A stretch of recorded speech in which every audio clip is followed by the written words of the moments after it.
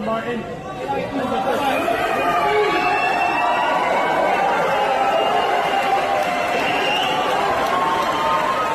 Your favorite girl's Montreal.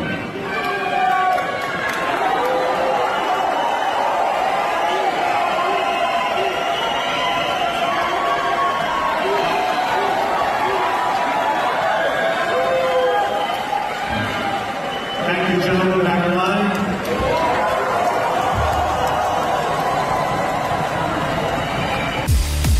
Killing in the name of.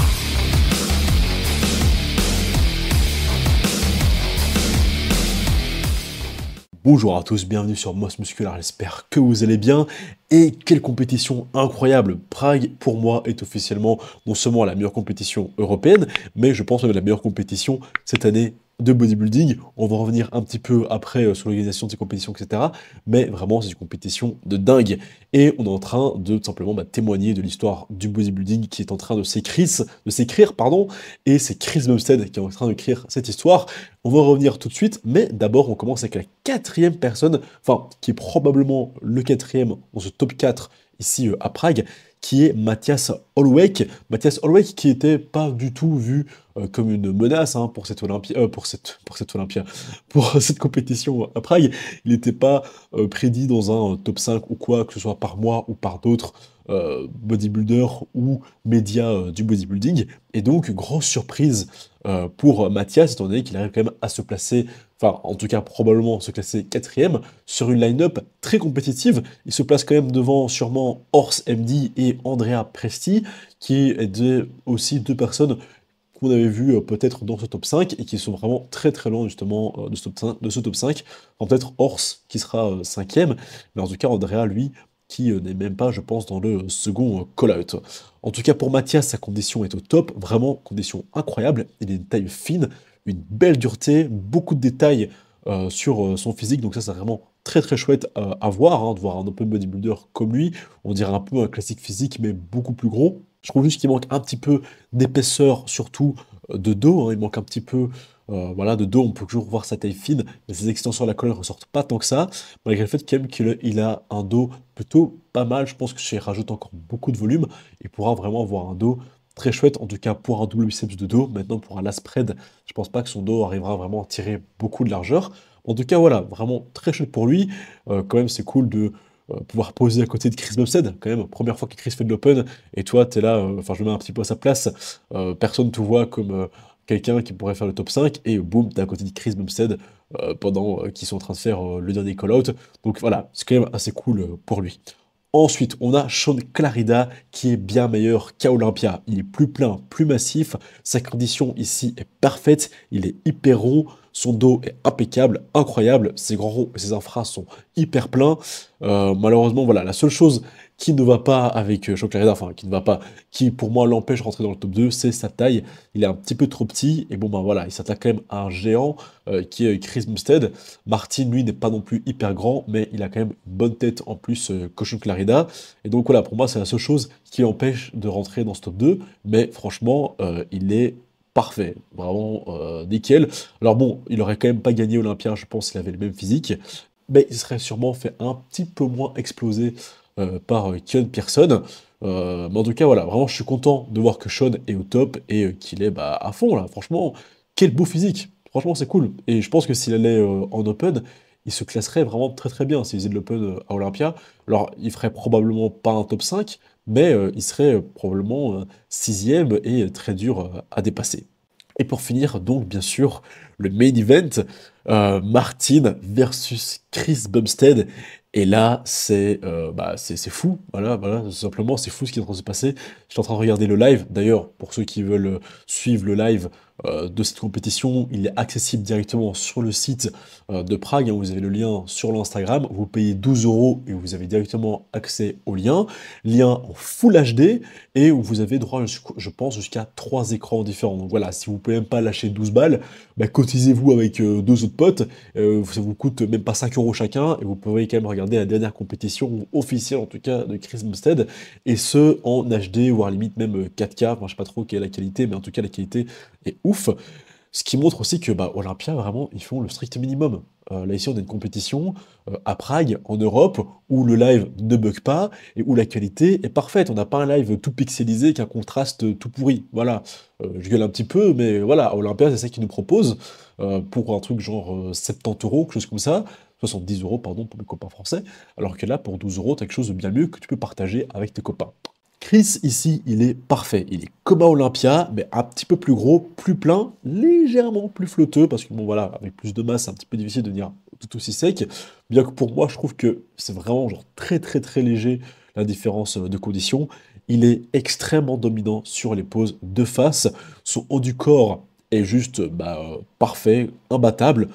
Il prend pour moi le front double biceps sur Martin, ainsi que le front de la spread. Alors le front de la spread, c'est la pose la plus faible de Martin, et c'est une des poses les plus fortes de Chris, donc c'était un petit peu normal qu'il la prenne. Le front double, ça par contre c'était un petit peu moins évident, et malgré tout, voilà, Chris a quand même à le prendre. Il a quand même le côté hyper classique sur cette pose. Ses biceps, en étant plus lourds, ici, je trouve qu'ils sont bien mieux que quand il est en classique. Ils ont un peu plus de pic, ils sont beaucoup plus marqués, et donc voilà, alors que Martin, justement, il manque un petit peu en largeur. Il a des très beaux bras de face, mais il manque en largeur. Son vacuum n'est pas aussi profond que celui de Chris. Enfin, c'est fou qu'on parle de vacuum en open, mais oui, c'est le cas. On en parle. Et puis surtout, il manque beaucoup de détails, je trouve, sur les cuisses, alors qu'à Olympia, il avait justement ces détails beaucoup plus marqués sur les quadriceps. Il était vraiment déchiqueté. On voyait vraiment chaque faisceau du quadriceps qui était strié, alors que là, malheureusement, c'est pas le cas. Sur le side chest, je trouve que Martin est devant Chris Bumstead. Alors certes, Martin a un petit peu moins de détails, mais il est beaucoup plus massif, et puis surtout, il est beaucoup plus rond. Néanmoins, Chris a quand même pas mal de détails sur le côté de sa jambe, qui, pour moi, donne quand même un très très bel avantage. Puis voilà, les stries sur les fessiers qui descendent vraiment bien, c'est vraiment la signature de Chris. Cette pose est quand même très très belle chez lui. Il est très très très détaillé, il a vraiment des détails de partout. Je trouve que Martin n'a pas justement ce niveau de détail, mais quand même, il a le volume, il a la rondeur, il a les ischios qui pendent. Enfin, voilà, vraiment, il est aussi très bon. Donc je pense que Martin gagne cette pose, mais pas non plus de très loin. Le double biceps de dos, ici, moi je donnerais à Chris Bumstead. Il n'est pas trop penché en arrière comparé à Martin, qui lui est complètement dans l'ombre. Et puis surtout, il a un dos beaucoup plus détaillé que celui de Martin sur un double biceps de dos. Par contre, le back la spread, je le donne à Martin, qui lui est bien plus épais. On peut vraiment voir ces extensions à la colonne qui ressortent sur le fait qu'il ait poussé le gros dorsal autour de la colonne vertébrale. Et puis aussi, bon, voilà, je pense qu'au niveau de largeur, ça se compare plus ou moins à celle de Chris. Mais étant donné qu'il est plus épais, je donne ça à Martin. Le side triceps, je trouve aussi que Martin prend Chris Bumstead sur cette pose. Il est, je dirais pas nécessairement plus dominant, mais il la pose un petit peu mieux.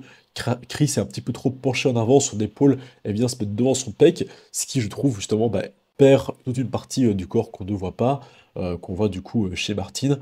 Donc voilà, pour moi, je pense que cette pose va à Martin. Le abs and thighs, là, ça va directement pour Chris Bumstead, il n'y a pas de débat, il n'y a pas de discussion. Voilà, il a la taille en X, le vacuum, les abdos parfaits, les détails sur les cuisses, enfin voilà, pour moi, ça vient directement chez Chris Bumstead, bien que je trouve que ses jambes sont pas encore open. Je trouve encore que son haut du corps, il passe encore bien en open, mais je trouve que ses jambes, elles font pas encore open, mais quand il fait son abs and thigh, il arrive à poser de façon à ce que ses cuisses paraissent quand même fort volumineuses, et puis avec tous les détails qu'elles ont, je trouve que ça passe vraiment très très bien à côté de Martin, qui lui, certes, a des cuisses plus rondes, plus massives, mais voilà, encore une fois, manque de sèche, manque de définition, manque de découpe, et donc ça rend moins bien que Chris.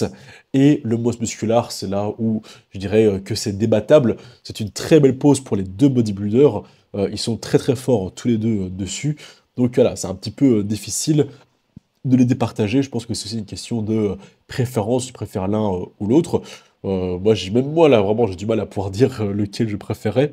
Je pense qu'il irait vers Chris plutôt pour les détails qui sont quand même juste fous. Il a vraiment ce musculaire à la Schwarzenegger. Ça a quand même un côté très classique, très stylé, mais bon, ça reste quand même du bodybuilding open. Tu veux voir de la masse, tu veux voir quand même le côté freak. Je pense que si Martin avait la condition qu'il avait eue à Olympia, je donnerais le masse musculaire de très très loin, parce que le masse musculaire qu'il avait à Olympia était juste ouf. Ses hautes pecs ressortaient de dingue, puis voilà, il a des détails de partout. Mais là, ici, étant donné que sa condition est pas dingue, enfin en tout cas moins bien qu'à Olympia, je pense que je pencherais plutôt vers Chris Bumstead. Chris qui du coup remporte 4 poses sur 8, en tout cas pour moi ici, il remporte ses 4 poses sur 8. Donc voilà, il peut gagner cette compétition, il peut se qualifier à Olympia en Open, il peut marquer l'histoire du bodybuilding et devenir le premier bodybuilder qui passe de classe, enfin le premier Mister Olympia classique physique à passer en Open et à juste dominer sa première compétition. Il peut vraiment marquer l'histoire, à voir si voilà, demain les choses évoluent dans son sens, ou alors est-ce que Martin arrivera à s'assécher, à retirer le reste de l'eau qui lui reste sous la peau et à redominer ces compétitions. Maintenant, franchement, quand on voit le dernier call-out, c'est vraiment très difficile de rester du côté de Martin parce que au début, ils avaient gardé Martin sur le côté, ils avaient laissé Chris au milieu, ils avaient bougé autour de Chris avec Sean et avec Mathias. Et du coup, Martin a commencé un petit peu à stresser et directement, boum, il a commencé à transpirer. Son posing aussi commençait à perdre en qualité, il commençait à perdre confiance en lui. Et quand il était retrouvé au milieu, à la toute fin, à côté de Chris Bumstead, on pouvait quand même voir que Chris, lui, était full confiance en lui. Il avait vraiment un posing parfait, pas de transpiration, rien, sa respiration était nickel, vraiment tout était calculé. Et par contre, Martin était un petit peu décondensé. Et ça s'est vu directement sur son visage, ça s'est vu sur son posing. Et voilà, avec la transpiration, son teint a commencé un petit peu à s'effacer. Je crois qu'il se rend compte qu'au niveau condition, il n'est pas à la hauteur de Chris.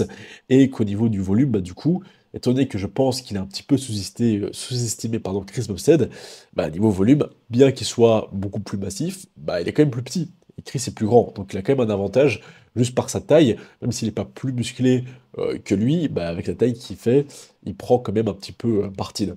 Donc voilà. Il n'aurait pas dû sous-estimer Chris, je pense qu'il aurait dû rester hyper intransigeant sur sa diète d'Olympia à Prague pour juste arriver complètement 100% dominant, éclater Chris Bumstead, éclater tout le monde, prendre sa qualification et on n'en parlait plus. Et malheureusement, voilà, je pense qu'il s'est un petit peu foiré. Et là, il a peut-être sa qualification qui est en train de lui glisser au bout des doigts pour simplement qualifier Chris. Donc à voir, est-ce que demain Chris Bumstead va gagner cette compétition? Va-t-il se qualifier à Olympia? Et si c'est le cas, fera-t-il Olympia? Est-ce que finalement il arrêtera de son histoire débile de retraite et partira en Open pour faire Olympia? Enfin bref, on verra ça demain. La finale recommence à 17h directement sur le live de Prague. Peut-être que je ferai un live, ça on verra. Vous le verrez à ce moment-là, je vous dis rien, parce que j'hésite aussi à juste regarder et profiter, parce que franchement, c'est quand même agréable aussi des fois de temps en temps de juste profiter d'une compétition, la regarder sans nécessairement devoir commenter ou quoi, et voilà quoi, c'est assez cool.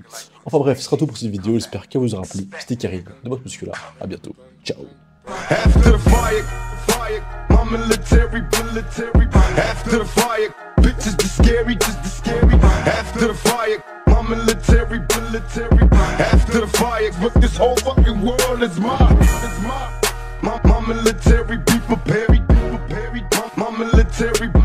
I'm sensing niggas is defenseless. I'm hitting fences and getting ghosts. Outlaws rushing you, busting you, untouchable. Sucker, what? I'm a rider. Sucker, don't make me touch you fast. I'm a rider. Sucker, don't make me touch you fast. I'm a rider. Sucker, don't make me touch you fast. I'm a rider. Sucker, I'ma have to touch you fast. Untouchable. Get it on till I die.